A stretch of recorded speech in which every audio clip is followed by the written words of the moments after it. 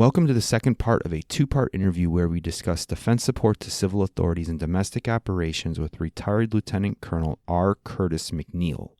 If you didn't hear part one, please do. In this part two, we continue the interview and explore the innovative legal solutions forged by Lt Col McNeil and his team through Hurricane Dorian, and then he offers a vivid, personal account of living through Hurricane Michael in the Florida Panhandle as a victim, and some of his leadership lesson takeaways. Here are a few clips from this part two of the interview. And we had the first extraterritorial use of Civil Air Patrol assets for foreign disaster relief for Hurricane Dorian. One of the neighbor's kids got sick. We still didn't have a way in and out of the neighborhood. So we all got out there with our pruning saws, chainsaws, trucks, pry bars, whatever, and cut our way through a one-car width road so that we could get that neighbor's car out to where we knew there was potentially an open road so they could get to medical care for their kid.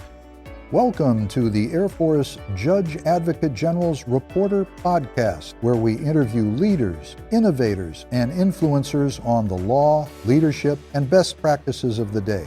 And now to your host from the Air Force Judge Advocate General School. So speaking of Civil Air Patrol, you had a very interesting kind of innovative solution, or you had a very interesting experience that you had to deal with Hurricane Dorian that happened in the Caribbean. Could you speak to that a little bit? So yeah, Hurricane Dorian was interesting in a number of ways. First off, Hurricane Dorian was initially anticipated to be a DISCA response, Defense Support to Civil Authorities. DISCA is something we do in the United States and its territories.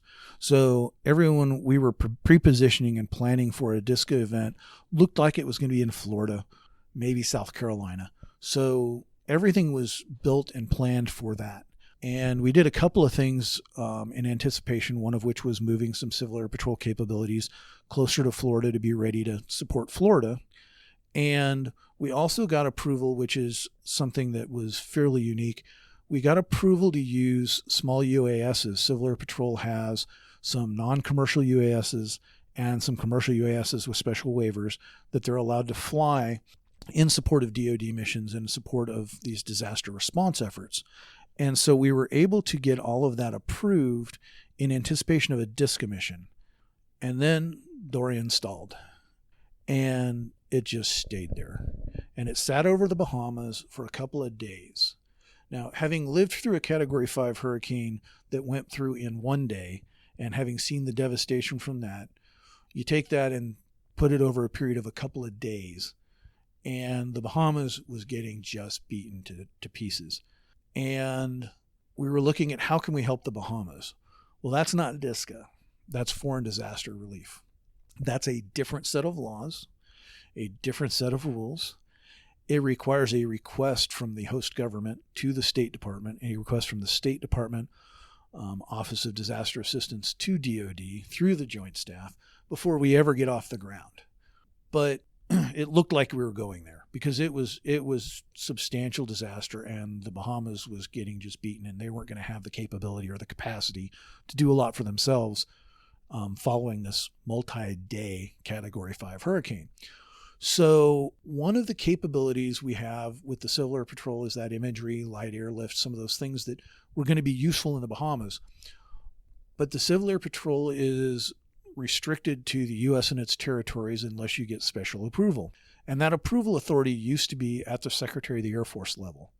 And in the summer of 2018, the Secretary of the Air Force and the folks at Air Force A3 actually decided to rewrite the Civil Air Patrol regulation and delegate that authority down to approve those missions to the 1st Air Force and 13 Air Force commanders, who are also the commanders who have responsibility for approving Air Force assigned missions for the Civil Air Patrol to fly as an Air Force auxiliary. So we were able to leverage that new delegation in the foreign disaster relief environment. We did have to write a exchange of notes with the governments of the Bahamas to give the Civil Air Patrol folks recognition and status. We don't have a SOFA, status of forces agreement, with the Bahamas. So we had to do a agreement so that DoD forces could enter into the Bahamas and be helpful. Civil Air Patrol acting as an auxiliary of the Air Force was covered under that exchange of notes. So we had and that's one of the requirements before we can execute that delegation, is to have some agreement with the host nation as to the status of the Civil Air Patrol volunteers.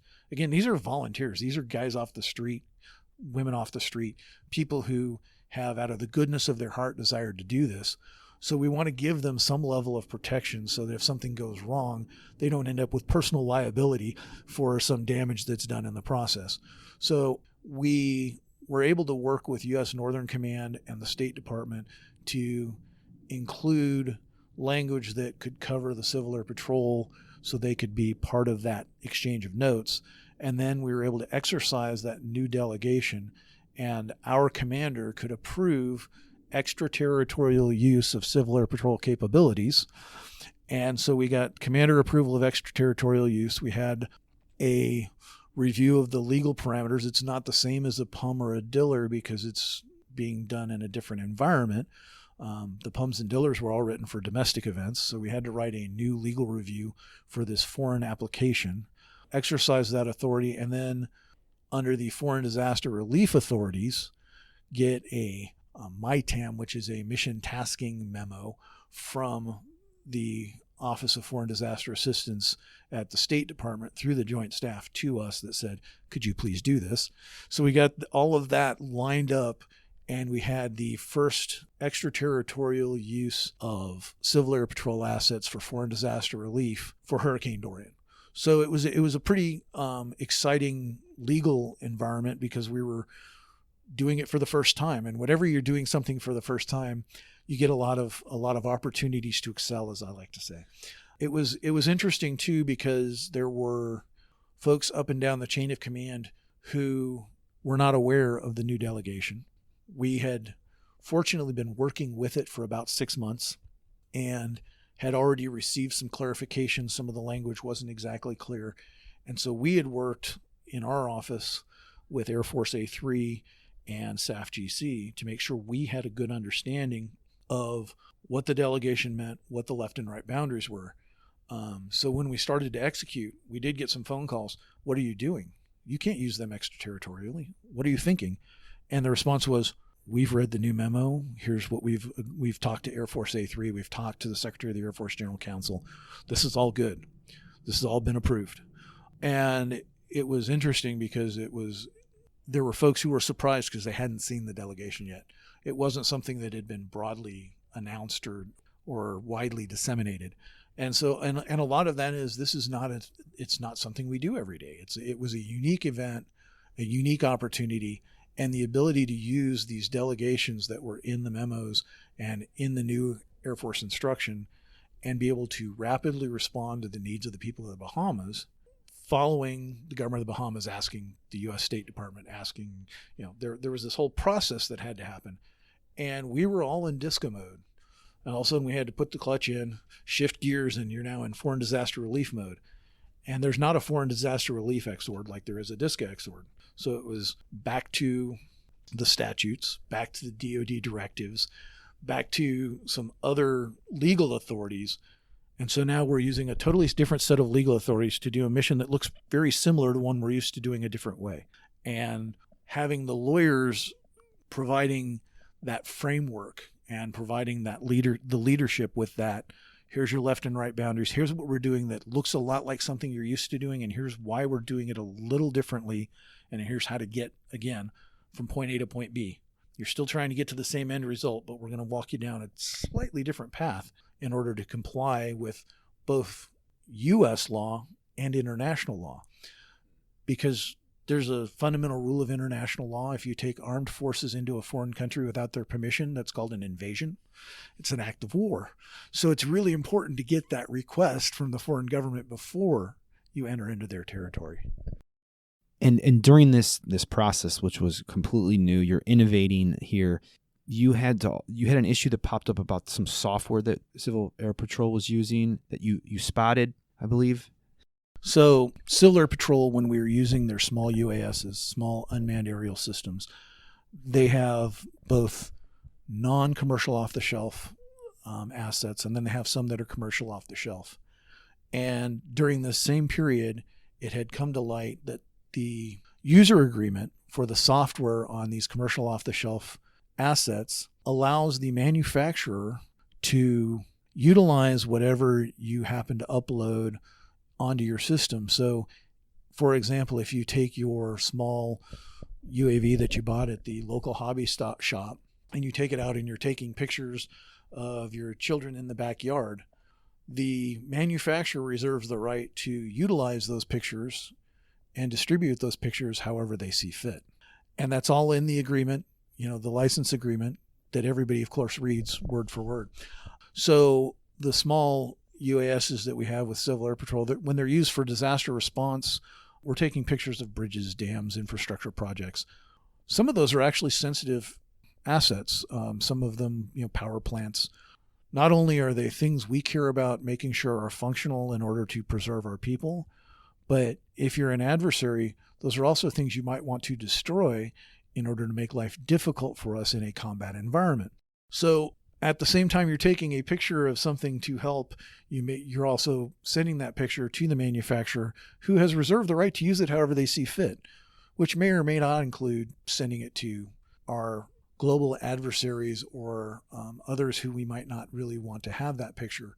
We also use those Civil Air Patrol capabilities for our counter small UAS training. They actually have those assets partially so that they can fly them onto installations and the installations can practice countering those capabilities.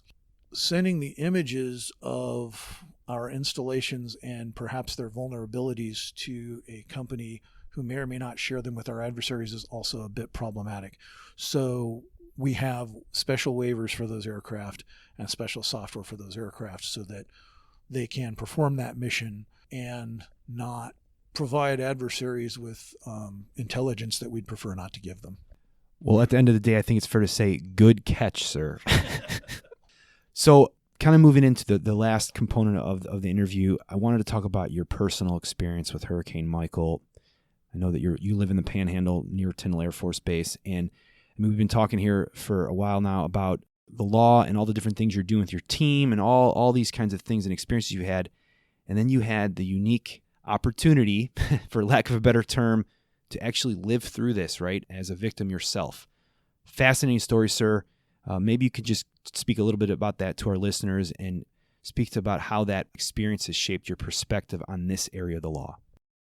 So after 13 years roughly of being on various teams that supported disaster response for others, be it floods, fires, hurricanes, and naturally if you're working 18-hour days because trying in a CAT in a closed environment with, it's uncomfortable and you have a tendency to gripe and complain a little bit. I might have complained some. Living through Michael and being on the other end of that response, and we call Michael the forced renovation of our house. We got to get new roof, new ceilings, new walls, new floors, new furniture, new fences, a new shed, repairs to the boat, repairs to the truck. I mean, we got to do it all, and that experience and the being without power, without water, without the ability to leave my neighborhood because the trees had all fallen down and blocked every way in and out of the neighborhood for a number of days. I don't complain anymore about long hours in the CAT. I'm happy to be there as long as I can be to help somebody who is in that situation, because frequently they're in much worse situations than we were. I had a generator. It wasn't working, so I had to clean the spark plug with one of my wife's emery boards. I had to buy her a new emery board later in order to get it running. But once I got the generator running, we had power some. But you couldn't do it too much because you were preserving what little gasoline you had. We did go and get some gas cans full of gas before the hurricane. But again, it was a category 2 or 3 when it was off the coast the night before. And we were in a non-mandatory evacuation area. So they were telling us stay off the roads and leave them available for people who need to evacuate. The following morning, when it made landfall as a category 5, the night before we're talking about hors d'oeuvres and snacks and cocktails for the hurricane party. That morning, we're wondering just how stupid we were to not leave the night before or 2 days before.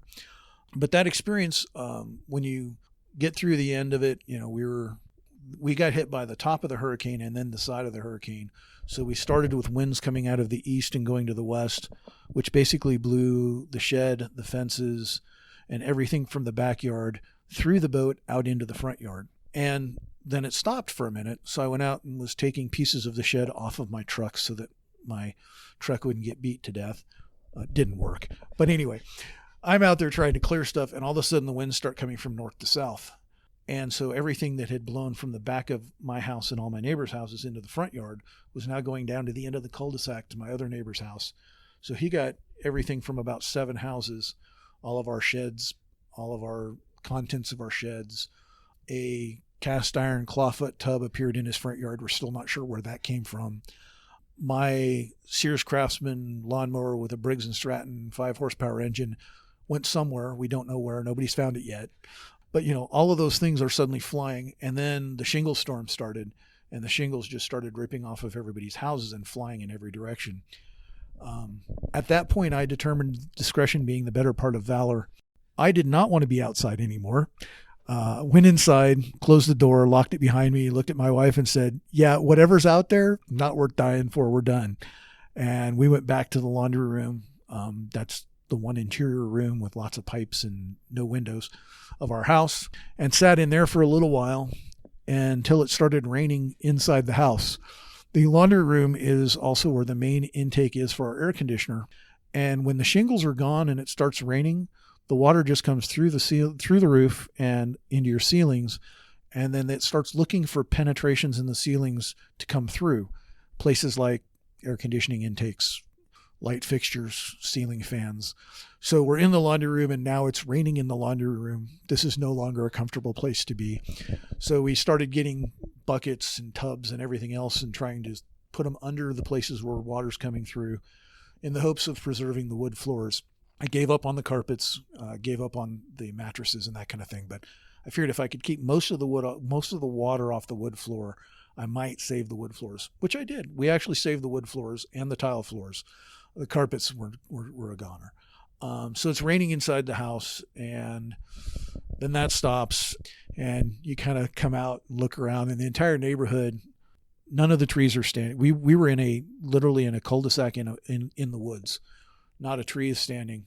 One house has a partial roof. Everybody else's roof is gone. My poor neighbor at the end of the cul-de-sac has debris through the whole front of his house. His cars are just totaled. And one of my neighbors, his air conditioning unit has rolled off into the sunset. So, the place it looks like a bomb's gone off. And we're all looking around. We start looking at each other, and we're like, okay, this is going to be a long day. It turned out to be a long month. But at that point, you kind of go, oh, well, good news is we're alive. And the silver lining on all of that was my neighbors and I developed a new bond. We'd all known each other, or at least enough to say hi and how you doing, and maybe know where they work, that kind of thing. Every night for the next couple of weeks, we all got together at the end of the cul-de-sac, brought out whatever food we had, and had a potluck, and just commiserated, shared food, shared time, and developed a closer relationship than I think we would have had for any other reason. And part of that was on day 5, one of the neighbor's kids got sick. We still didn't have a way in and out of the neighborhood. So we all got out there with our pruning saws, chainsaws, trucks, pry bars, whatever, and cut our way through a 1-car width road so that we could get that neighbor's car out to where we knew there was potentially an open road so they could get to medical care for their kid. And just as we finished and we were all feeling good about ourselves, we looked, and the neighborhood to our east was trying to cut to where we had cut a road. So we turned around and cut to them because they had somebody who needed to get to medical care. So it became kind of a strange environment where, you're all working together, but it looked like an insurmountable task. And one of our mottos as we got through and started trying to clean up, you looked at it and you're like, there's too much to do. I can't do this. It was overwhelming. And so it became kind of a one leaf, one branch, one tree at a time.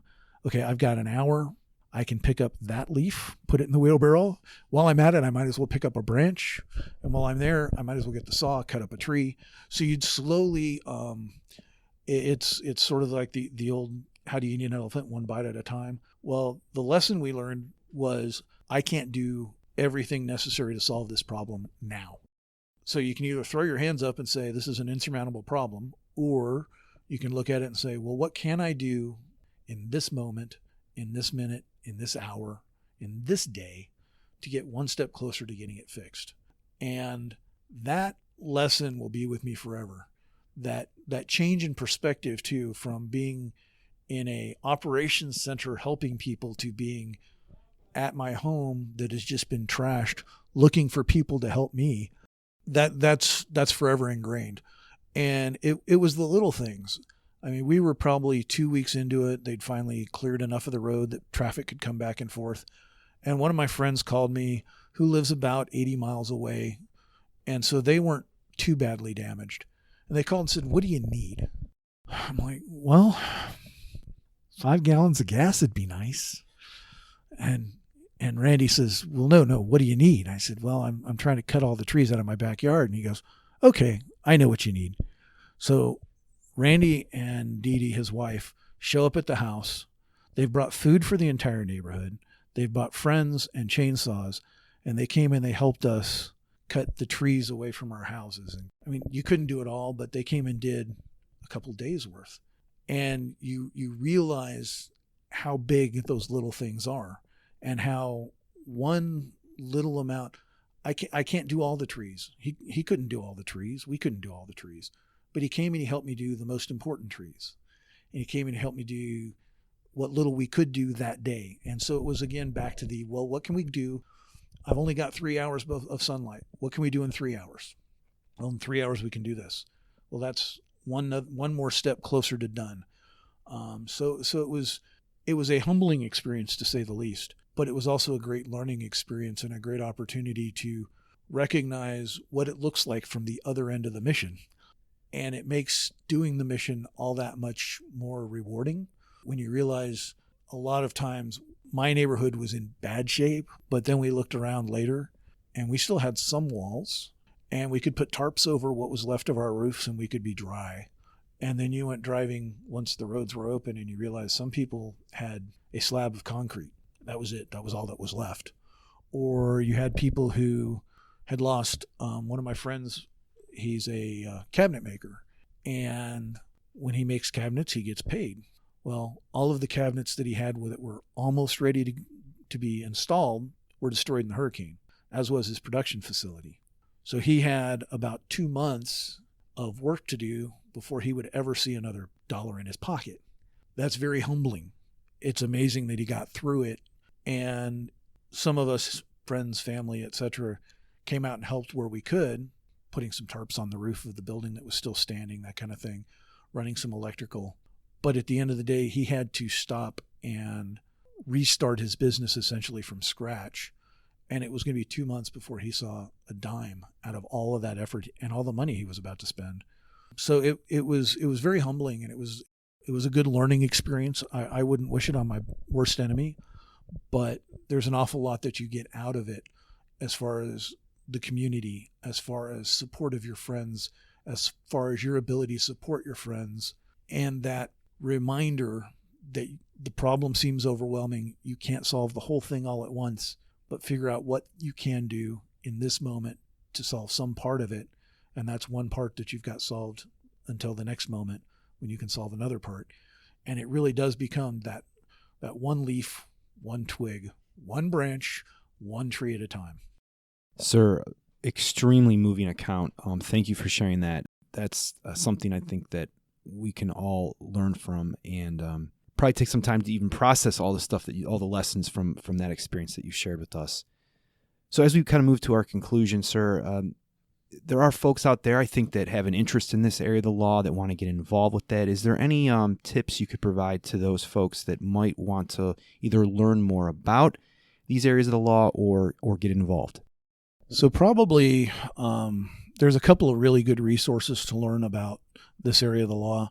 Beyond reading the statutes and reading the exords, There was an after-action report done on Harvey, Irma, and Marie in 2017, where they gathered a lot of the unique legal issues that were presented during those 3 hurricanes, and they did a lessons learned out of it. And it was published, I believe it was by the Army JAG School. I don't recall who published it, but it gathers those lessons and some of those legal challenges that were faced. Simple things like who can use the commissary. Well, the commissary is a benefit that is part of your pay and it's appropriated funds. So it's different than who can use the BX. And so we had to go through, okay, we're using military facilities to house FEMA, to house the interagency, and they need food. Well, we can't let them use the commissary. We can allow them to use the DFAC if it's open, the dining facility. There are ways that you can allow non-DOD personnel to use the dining facility and pay freight, pay the cost. But it became, even little things like who can go to the commissary become an issue when you start looking at hosting an interagency group during a disaster response. So that lessons learned was really good. The National Guard Bureau published just last year a guide for domestic operations that they use. And it's a new publication, and it was based on experiences of Harvey, Irma, Marie, Dorian, and a few others. So it's also a good resource. Also be looking for those opportunities during any disaster response. My office has the SJA, me, and a paralegal, and we're required to operate in support of the 3-star commander and a back shop and a 24/7 cat. That requires augmentation. As a general rule, if we're having a major disaster, we're going to go through a number of iterations of at least 4 augmentees. So for Harvey, Irma, and Marie, that was 97 days. Most augmentees are available to you for 2 weeks, maybe a month. So at that point, we went through, I should know this number off the top of my head and I don't, 6 or 8 iterations of 4 augmentees, hopefully staggered so they can train each other as they come in. People who've been to the domestic operations law course, both the Air Force version and the Army version, as well as the Homeland Defense, Homeland Security course. There's also an ACC course that they do that's Homeland Defense, Homeland Security, where they go to Hurlburt and then come and visit us, and it's sort of a road show. That course, there's a number of courses you can take to give you that background information, that basic understanding of the mission, reading those lessons learned publications, reading the Army DOMOPS handbook. That's a pretty good resource. The Air Force instruction on DISCA is another resource. As you either take courses or do that reading, you get yourself to a level of preparation. There's some good papers out there on DISCA as well. Colonel Diana Johnson wrote one in about 2008, I believe it was, that was a good intro to DISCA at that time. But as you read the papers and read the resources and get that knowledge, then look for those opportunities and let your staff judge advocate and your MAGCOM know that you're interested in those opportunities, so that when they come and we're seeking out folks to come and augment us, we know where you are and we know who you are. Call our office and tell us, after you've coordinated with your staff judge advocate, that you're interested in being an augmentee for a major disaster or for an event or for an exercise, because we also have a couple of exercises every year where we bring in augmentees and train them. So we have a number of people who've been through an exercise with us or been in a disaster with us who have at least figured out how our computer systems work, how the CAT works. Also, a basic knowledge of Air Force structure is important, and DoD structure, because we're operating in a joint and interagency environment. And if you speak DHS and you speak FEMA, it's nice to be a translator. We had, during Harvey, a miscommunication that was occurring between leadership. And it was nice because the Deputy General Counsel out at FEMA was a friend of mine, and it was actually just between Harvey and Irma looked like it was coming up to the panhandle. So I had taken half a day off on a Sunday to go move my boat out of the water, so I wasn't one of those boats that was in the port blocking the access for anybody. So I'm trying to move my boat, and my phone rang, and I recognized the phone number, so I shut down the boat and took the call. And he called me because his boss was concerned about something my boss had said, and there was this whole misunderstanding going on. And because he picked up the phone and made the phone call, and I could explain that my boss wasn't questioning his boss's authority, but trying to figure out how to replicate it. And it turned what was a miscommunication that was causing some consternation into a clear communication that was causing support to one another. Those relationships, those phone calls became very important in the process. So as you're doing this and you're learning, having that experience and being open to those opportunities as they come is huge.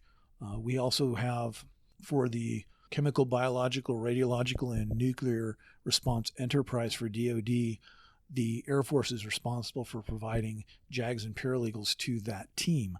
As part of that, those JAGs and paralegals, usually captain or major, and a staff or tech sergeant, and we have a couple of those teams that we prepare in the event.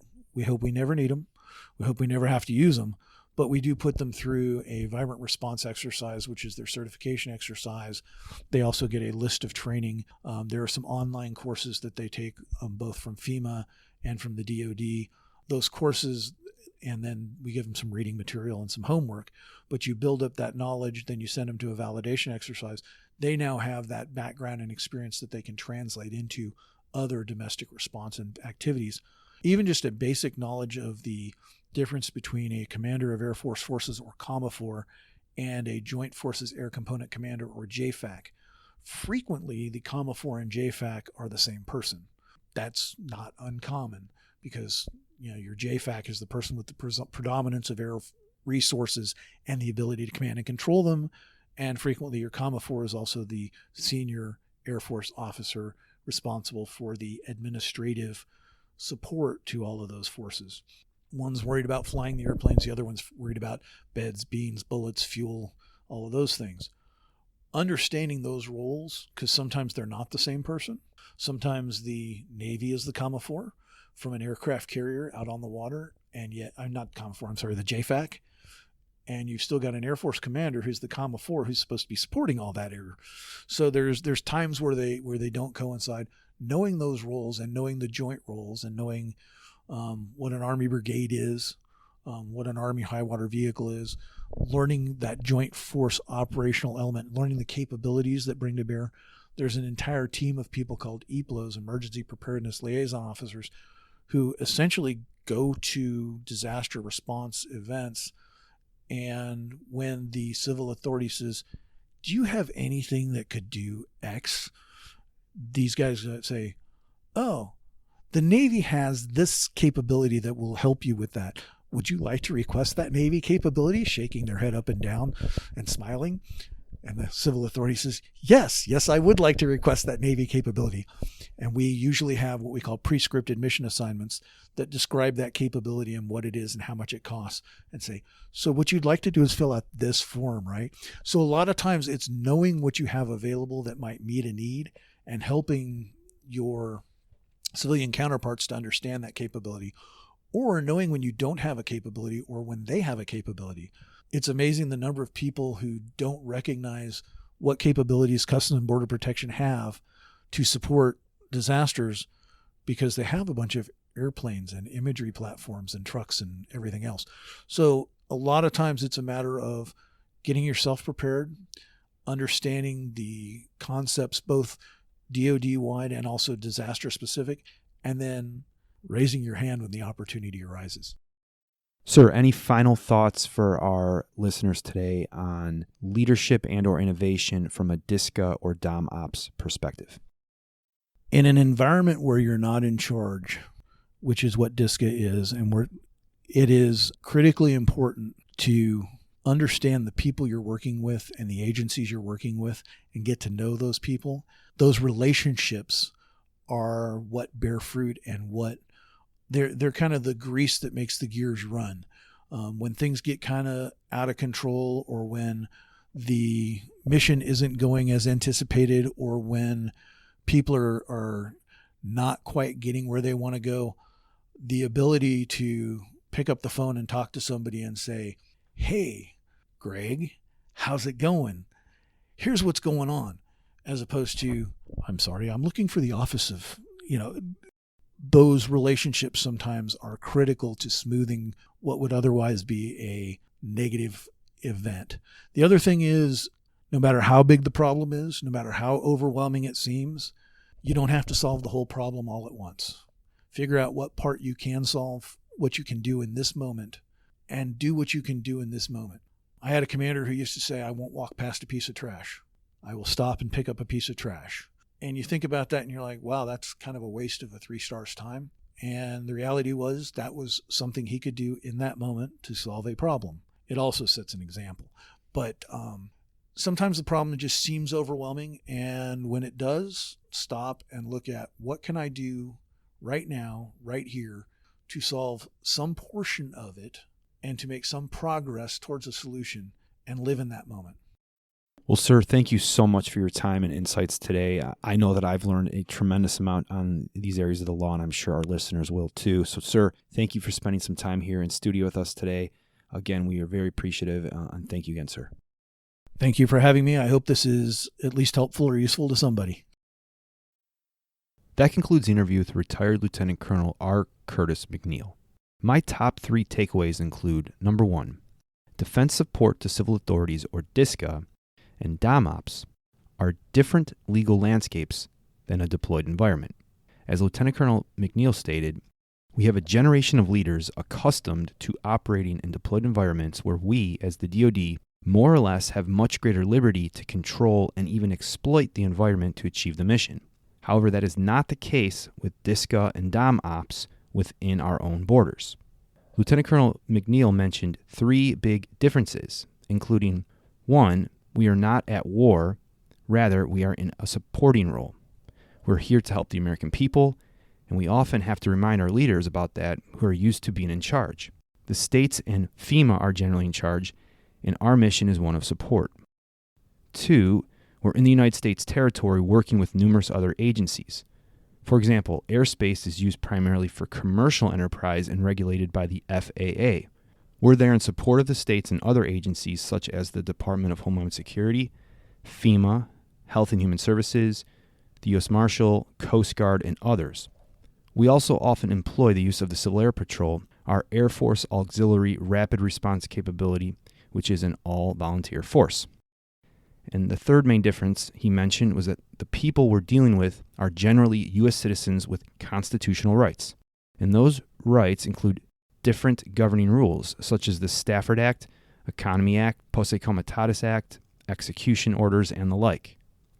So, when dealing with DSCA and DOMOPS, the first question usually begins with, who's in charge? And number 2, what do they need from us?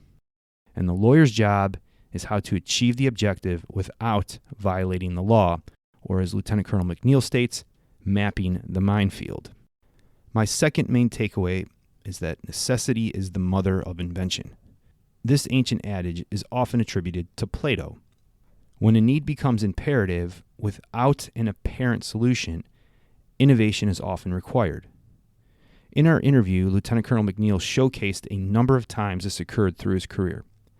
For example, when Hurricane Dorian hit the Bahamas, they expected it to be a DSCA event, i.e. a stateside issue with landfall in Florida. They worked to get approval to use small UASs or unmanned aerial systems in anticipation of the DSCA mission. Then Dorian, a Category 5 hurricane, stalled and pummeled the Bahamas. They immediately had to switch gears and ask, how do we help the Bahamas? The issue then became a foreign disaster relief situation that required a wholly different legal analysis. As the U.S. doesn't have a SOFA, or a status of force agreement, with the Bahamas, they worked through an exchange of notes with the Bahamas, called upon the Civil Air Patrol, and ensured that those Civil Air Patrol volunteers were legally protected.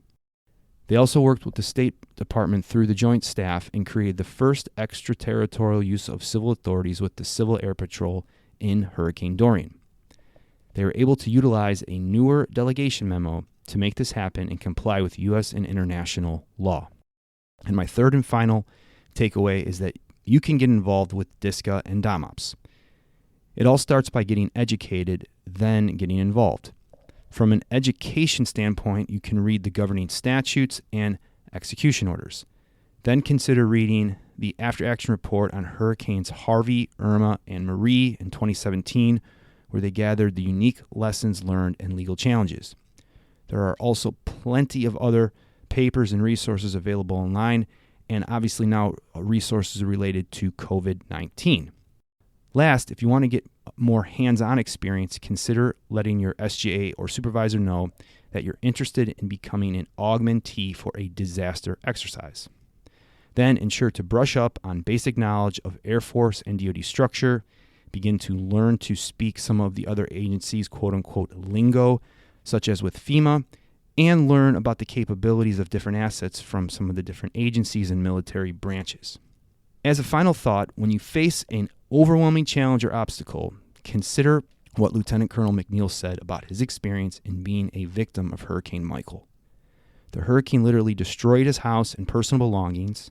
They had no power, limited supplies, and were landlocked for days on end in his neighborhood. Despair had clearly set in. But through the despair, he came to realize a very powerful lesson, that he could do only one thing at a time, and he couldn't do it all by himself. He worked as a team with his neighbors, where everyone chipped in, and they overcame the challenge of rebuilding their lives one leaf, one branch, one tree at a time. And through the adversity, he built a deep and lasting bond with his neighbors that would have otherwise likely not occurred. So when you face an overwhelming challenge, take a deep breath, assess the situation, prioritize, be a team player, and then focus on that one thing. And eventually your team will get there, and hopefully everyone will be better for it. Thank you for listening to another podcast episode from the Air Force Judge Advocate General School. If you like this episode, please let us know by leaving a review on Apple Podcasts and consider subscribing to the show. Last, if you have any interesting stories on law, leadership, or innovation, please reach out to the Professional Outreach Division at the JAG School to see if your idea might be a good fit for a podcast interview. We'll see you on the next episode. Thank you for listening to another episode of the Air Force Judge Advocate General's Reporter Podcast. You can find this episode, transcription, and show note, along with others, at reporter.dodlive.mil. We welcome your feedback. Please subscribe to our show on iTunes or Stitcher and leave a review. This helps us grow, innovate, and develop an even better JAG Corps. Until next time, nothing from this show or any others should be construed as legal advice. Please consult an attorney for any legal issue. Nothing from this show is endorsed by the federal government, Air Force, or any of its components. All content and opinions are those of our guests and host. Thank you.